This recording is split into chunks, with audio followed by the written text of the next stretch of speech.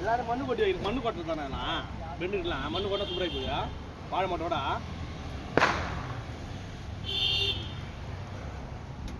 நம்மள மாதிரி அவனுக்கு உழைப்பாடுறாப்பா பயங்கர உழைப்பில்ல வந்தான்டாப்பா திருட்டு அதோட வேலை தாங்க நான் கேட்டேன் யாரு